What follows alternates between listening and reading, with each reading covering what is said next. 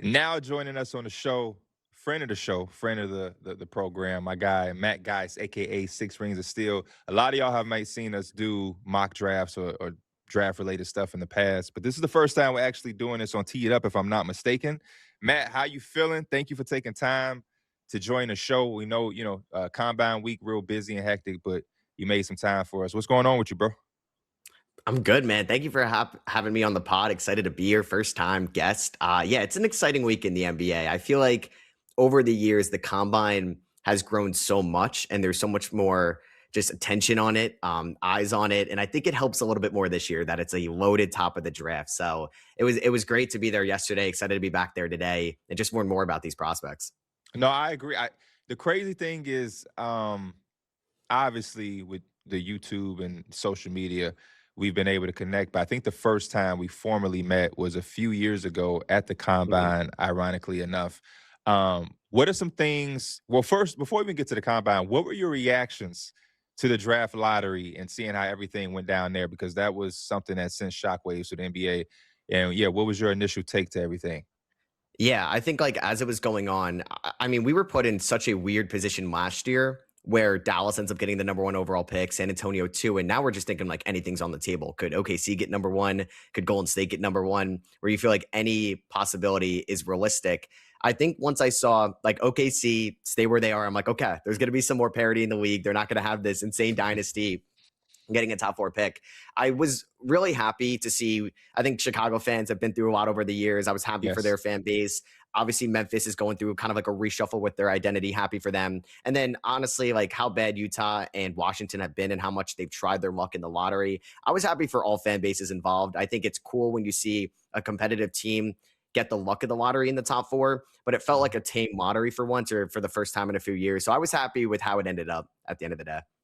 Yeah, I agree. It was extremely dope, because I felt like the last few years the Jazz and the Wizards have gotten the short end of the stick, Yeah. and to see them win it was exciting. And I kind of like both directions that those teams are going to. And staying on the Jazz and the Wizards, right after the lottery or shortly after, there was some reports that came out that both teams wouldn't close the door on trading down. What was your reaction to hearing that? And with this class being the way that it's talked about and how we perceive it to be, do you necessarily agree with those moves, or is this a draft where you yourself would cherish one of those top two picks? Yeah, I think if you're Washington, not super surprised. Well, I guess more so, it feels like everything that comes out of like the consensus, AJ's maybe the top guy, right? It's what you Hmm. want in a prototypical wing, modern day wing, his size, his speed, his athleticism, his shot making ability. So I think I was a little surprised to see Washington would be open because now it makes, I think, anybody's on the table at number one. They may really like Boozer, they may really like Peterson. And I think it makes sense for Utah too. I would be shocked if they traded down past three because I think there's the AJ connections with Utah. There's the Boozer connections with Utah, with Carlos being in the front office. And maybe they are a team that likes Caleb over Peterson, but I think you would like to have at least two of those guys on the board at number three. But I do feel like now it's so much added pressure to take the right guy at number one. Maybe it was kind of how Boston felt back in 2017. Mm. Even Hmm. like back in 22, you remember that it was like Paolo, Chet, and Jabari. Nobody really knew who's going to go number one. You got to make the right decision. So I think maybe there is a little bit less pressure. You can recoup some assets in a trade going down a spot or two, but you're still getting somebody with like an all NBA caliber ceiling in this class. It's really like an unprecedented top four. Yes. And I forget too that Cooper Flag actually reclassified out of this class. Like, imagine he was in this class as well. This would have been like generational draft on steroids at the end of the day. Yeah, I don't think we talk about that enough. You're absolutely right. Cooper Flag would have made this class like incredible. You would have been able to walk out with the fifth overall pick and felt like you just hit the lotto, essentially. Talking about the top four, there's been so much discussion, so much dialogue for the past 7, 8 months. What is your opinion on the top four? There's no right or wrong answer because I think all of these guys have shown us how good they truly are. But if you were a GM and you were the Wizards or you were the Jazz, one of these top two teams, what would be your order out of these four, and what makes you prefer some over the others? Yeah. I think when you talk about this top four, it's going to be like interesting to see just because when you talk about them, you're really nitpicking at the end of the day. Like you really have to Mhm. nitpick these guys against each other because they're all like number one overall picks in their own right. So when you're talking about someone's like conditioning, speed, block rate at the end of the day, it's really just trying to find a one thing to pin them against each other. For me personally, I was Darryn Peterson all throughout high school, at least in the senior year, prolific prep. I was Peterson all year, and I'm still standing on Peterson one. He looked good at the combine. I think he looked relatively healthy. We won't really know until like the season starts how he looks, but I'm still Peterson one, Devonta two, Boozer three, Wilson four. I think Wilson probably has the best defensive upside out of anybody in that top four, Mhm. but I do have a little bit of concerns when you're taking somebody in this tier, how they could be as like the alpha offensive weapon, because that's what you're kind of like you want at the end of the day is somebody you could default to when the lights are the brightest in a playoff series. And I wonder it might take a little bit more time for Wilson to get there if we do hit his ceiling at the NBA. Boozer is so tough too because the analytics love him, and this is like one of the best prospects the analytics have ever seen. And I'm sure the draft models for these organizations are going to say the same thing. I think I'm just trying to picture too when the game is a completely different beast in the playoffs. I just trust the upside at the end of the day from Peterson and Devonta. They're like neck and neck for me. It's like a 1A, 1B, but I'm Peterson 1, Devonta 2. I just think if we get those guys' ceilings, like this is top, like upper 20 point per game potential, great efficiency, perennial All NBA guys each year, where I think Boozer has the higher floor, but I just think a limited ceiling where if like, do we see Boozer as like a high 20 point per game guy? Or is he like a Mhm. Domantas Sabonis where there's nothing wrong with that? Like that is an all NBA caliber player. But I think we're just gonna look at that differently when you're talking about like the alpha in a playoff series. Like again, we're just nitpicking between the four. No, I completely understand. Do you were you because you're a Peterson guy and have been so for basically the whole year. What was your or what has been your reaction to everything that transpired during the season for him? Whether it's the times we had to sit out or the cramps and a lot of Mhm. talk about the cramps and the creatine and different things like that. Did any of that ever scare you away, or did you feel like that was just a lot of just noise and chatter? Yeah, I think for me, more noise and chatter because like at the end of the day, like I'm not in Peterson's shoes.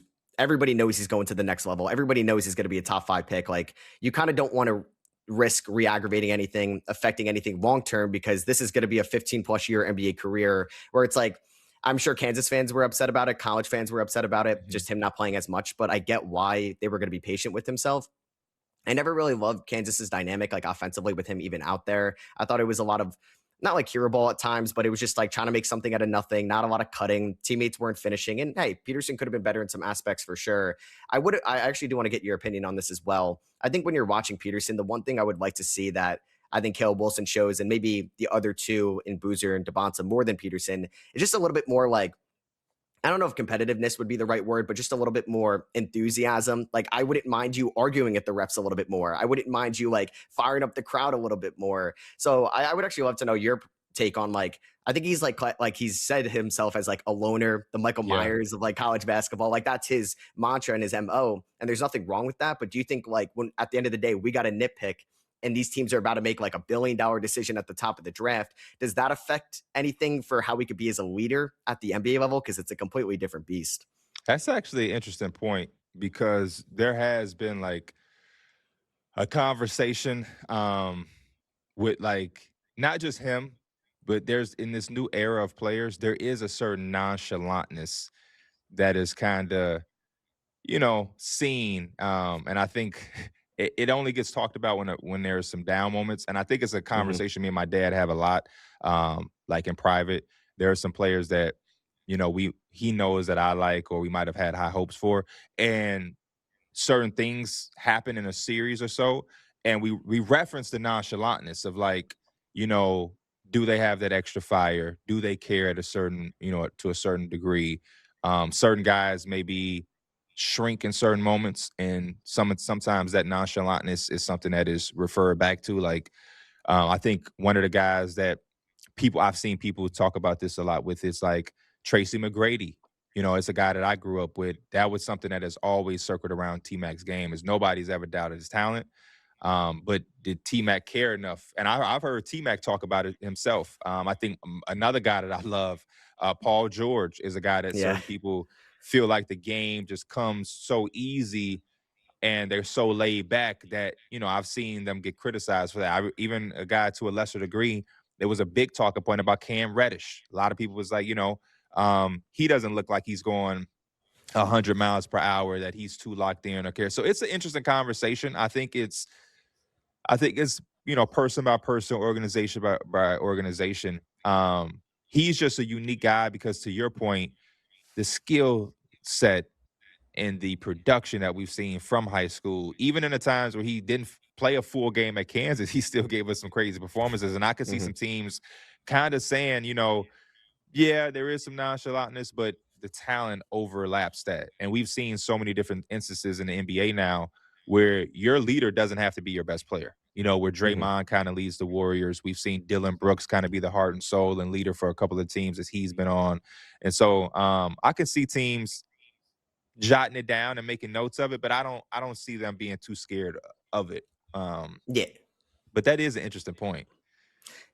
Yeah, because I wonder, it's like just going back to the nitpicking thing, you got to find yourself, could we see this guy lifting up others, especially with some of these teams? I guess Utah and Washington, they're a little bit different now, adding veterans at the deadline, but there's a lot of young guys on this roster too. And are you going to separate yourself from the pack of the young guys?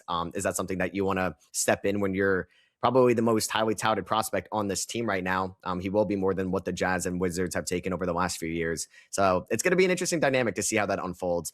I think if Peterson was nonchalant defensively, and I'm you could be so much better. I think it's when LaMelo Ball was a prospect, I'm you're 6'7", you have an insane wingspan. You are so athletic.